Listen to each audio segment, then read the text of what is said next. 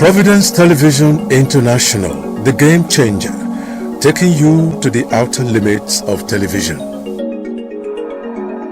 Up next, our editorial. But first, a commercial announcement. Special burial reception invitation. We, the Ebodari Atibata family of Imwele Ile and the Saturday Wuma family of Ihumudun Ile, both of Ekpoma, Esan West Local Government of Edo State, announced the burial reception ceremony of our beloved daughter, sister, mother and grandmother, late Mrs. Esther Owoma. Social dance and entertainment of guests. Date, Saturday, 6th June 2026. Time, 12 noon. Venue, Homeville Plus Hotel, 11 Ewoma Street off Saple Road by Con Oil Filling Station or off Etete Street by Old NNPC Office, GRA, Benin City. May the gentle soul of our sweet mother rest in perfect peace. This is signed by the family.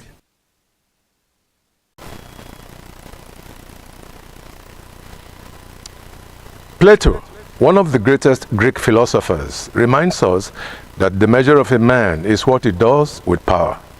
We cannot possibly separate leadership from power, and power in itself comes with responsibility.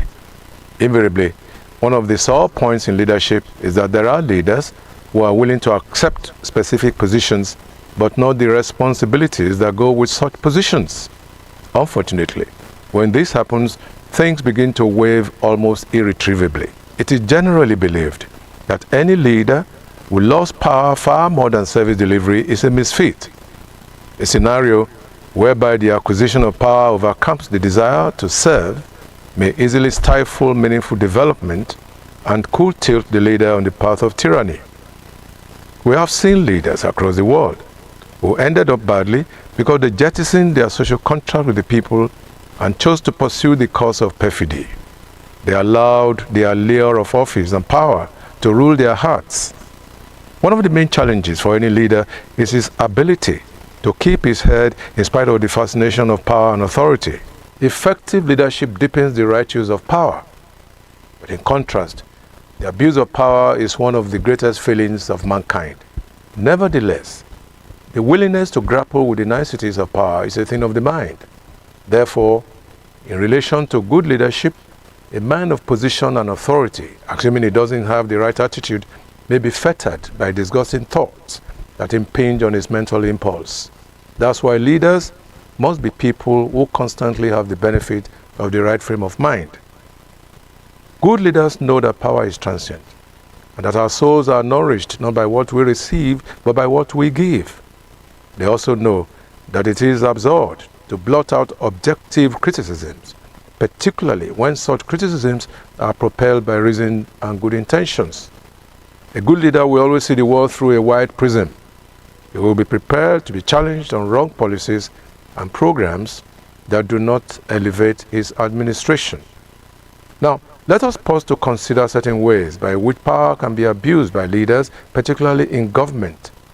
1. They often remind people under their control that their services can be dispensed with at will. 2. They strive to dehumanize people by weaponizing poverty. 3. They believe they have solutions to all the problems by being stubbornly fixated. 4. They brazenly display favoritism. 5. They bluntly refuse to listen to superior arguments. 6. They act before they think of the absurdity of their actions. 7. They don't believe in the efficacy of group discussions. To them, it's either a monologue or nothing else. And 8. They have zero tolerance for criticisms, even when such criticisms are obviously very objective. Sociologists and political scientists will readily agree that leaders who abuse their power usually do not pass through the crucibles of checks and balances. That's why dictatorship is the hallmark of such leaders. Bad leaders are not willing to agree with Harvey Firestone, who insisted that the growth and development of a people is the highest calling of leadership. Nor do they appropriate the wisdom in the words of Max Dupree that leaders don't inflict pain, they share pain. Insensitivity, arbitrary use of authority, and loss of goodwill are three key vices associated with abuse of power. In 1996, the great social critic and priest, Bishop then Reverend Father Matthew Coker, said on a TV interview program, and I quote, "I have always said to people that if you live in a country like Nigeria, you really can't be indifferent to the things that are happening in this country. I spent a bit of time trying to look at the whole idea of power and its configurations in Nigeria. I think that the more you become aware of what can really be fixed in Nigeria, the more you become aware of the fact that there is total absence of goodwill and political will, and the more frustrating it gets. If you go to countries that are less endowed, it becomes very clear that with a bit of goodwill, Nigerians should be the easiest people to lead. The things that leaders get away with in Nigeria are just incredible. I see my own little contributions as saying that the more you look at this country and its potentials, the possibilities and enormous resources, the more you feel impatient with what passes for some of the policies that we are trying to execute. We have a situation in which individuals are richer than states, and they are getting rich for doing nothing. It is a terribly unproductive system. People are merely acquiring wealth, and this kind of acquisitive instinct may be good for the fine points of capitalism. But the reality is that the acquisition is so greedily done, it borders on primitive accumulation, and achieving a balance is the only way to avoid anarchy." Unquote. Now, Bishop Coker's trepidation is well understood. Tragically, the picture he painted replicates what is still happening in many countries of the world today. There are many nations whose citizens are suffering from the terrible effects of groggy leadership arising from impunity and negative use of power. Many political leaders hold on tenaciously to power for upward of 3 decades or more, even when they know that they have reached the end of their usefulness and wit.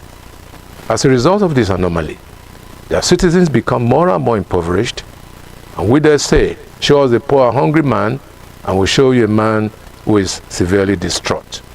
Any leader who abuses his power is not likely to promote the cause of justice. He readily forgets that when justice is abandoned, peace becomes a mirage.